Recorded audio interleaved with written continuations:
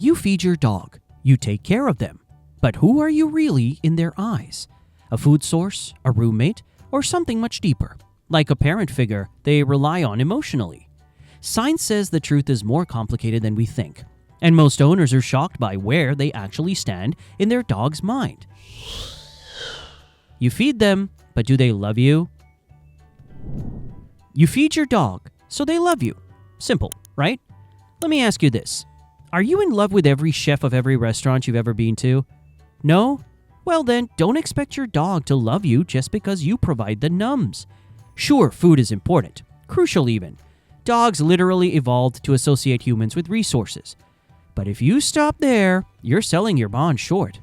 According to Dr. Brian Hare, founder of Duke University's Canine Cognition Center, dogs are wired to read us emotionally. In his book, The Genius of Dogs, he wrote this slam dunk of a statement. Dogs evolved from wolves not just to tolerate humans, but to understand them. That means your dog doesn't just see the hand that feeds.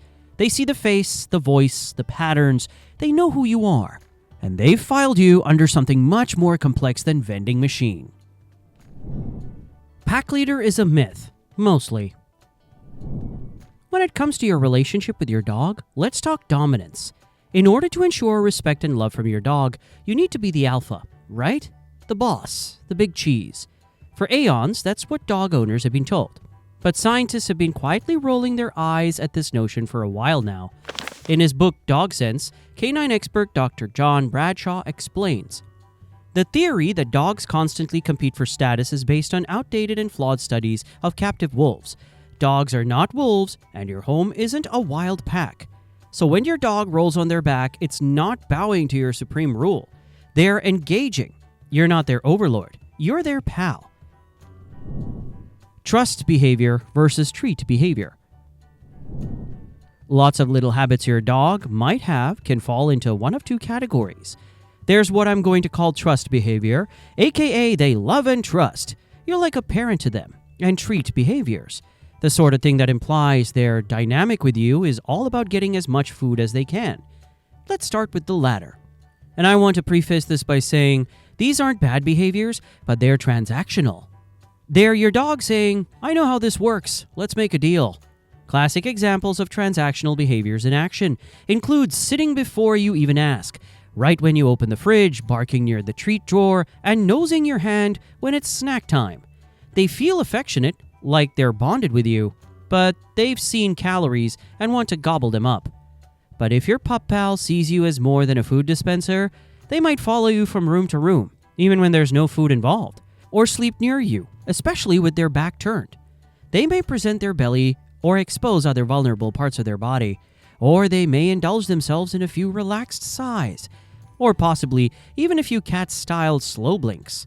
Now, every dog is going to be guilty of some transactional, please give me food habits because all living creatures, yes, even you, are guilty of being a tiny bit transactional in how they conduct their relationships. But the more trust behaviors you see outside of those food-seeking moments, the stronger the emotional bond between you and them is. And there is one rather clever way to check how tight that bond is. The eye contact test. Want to know what your dog really thinks of you? Well, according to Dr. Takefumi Kikusui from Azabu University, you need to look into their eyes. That sounds like sloppy advice. The sort of thing that, to some people's taste, may feel a little too new age to feel real. But there's logic to this. Dr. Kikusui determined that when dogs make direct, sustained eye contact with their humans, both parties experience a spike in oxytocin. This means eye contact is an emotional feedback loop. If your dog stares at you lovingly, you're not just their snack handler. Not all dogs are eye contact fans. For some, especially rescues or anxious dogs, direct stares can feel intense, so it's vital to gauge their comfort. You know your dog better than anyone else, except maybe Dr. Dolittle, but he can't help on account of being fictional, so you'll have to feel it out a little. This isn't a staring contest, it's about a state of shared calm. The one moment that reveals everything. So I mentioned at the top that there's one particular moment that really reveals what your dog thinks of you. And no, it's not when you feed them. It's not even something you might expect. like when you walk through the door or take them for a walk. It's how you handle it when they're scared. From fireworks to thunderstorms to the unholy screech of the vacuum cleaner, everyday life is rife with moments that may well scare the biscuits and bones out of your poor pup. Fear overrides food. It overrides fun. It taps into their most primal instincts. So what they do when those brightly colored explosions in the sky are rolling on is perhaps the most accurate representation of how they feel about anything. If the latest onslaught of Thor's wrath causes them to rush to you for support, that's not dependence, that's attachment. You had no food to offer then, did you? The issue is some dogs can actually be subtle about how they show such extreme emotions. I know a subtle dog sounds fictional, but stick with me. But some dogs don't show it obviously.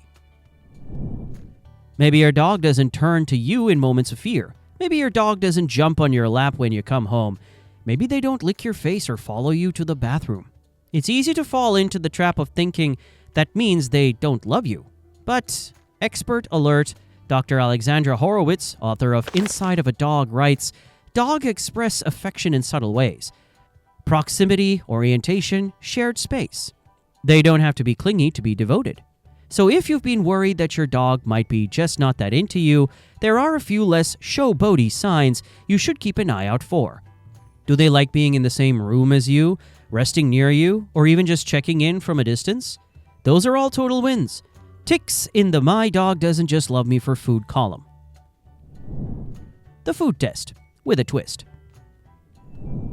Though if you want a definitive answer, there is a tried and tested way to get it. A cheeky little experiment, and yes, it involves food. I'm willing to bet you have a friend who your dog adores, someone who's been kind to them every time they've visited. Incite them over. It's time for a social experiment. You and your friend should sit at opposite ends of the room. You should have no food about your person. But your friend, they need to have a treat in their hands. You can see where this is going. Both of you should call your dog at the exact same time. Who do they go to? If they choose the treat, don't panic. You might have just been outbribed, or perhaps they're extra hungry. But if they choose you, empty hands and all, well, hey, that makes you so much more than a food provider. It makes you someone who is chosen over food. Sure, it's not foolproof, but it's revealing. But just because they choose you over food, does that mean they see you as their parent? Do dogs think we're their parents? Scientists have actually studied this because of course they have. In a 2013 study from the University of Veterinary Medicine in Vienna, experts put several people in a room with a dog. Now, whenever the owner left the room, the dog would become distressed. But when the strangers did, the dog could not give a monkey's, This is proof that dogs show a secure base effect toward their owners. Basically, think of it as the same kind seen in human children with their parents. But it's not quite as simple as saying they either see you as a parent or food provider. The truth is, most dogs fall somewhere in between, and their position shifts over time, depending on factors. A rescue might start in the food zone, but with consistency, love, and patience, they slide into attachment. And even the most devoted dog of them all might have moments where their hunger overrides their love. But Dr. Clive Winnie in Dog is Love argues that dogs are hypersocial animals. They evolved to want an emotional connection, and they're always seeking it. So as far as I'm concerned, no matter how much your dog loves their dinner, so long as you are loving, they will love you in return more than they ever loved food. Unless they are literally Scooby-Doo. That guy loves his sandwiches. Your dog will definitely see you as just a food provider or a parent, but their mood will fluctuate from time to time. Want some extra guidance on how intensely your dog feels for you? Then check out my video, 7 Things Only Clingy Dogs Do. Does yours.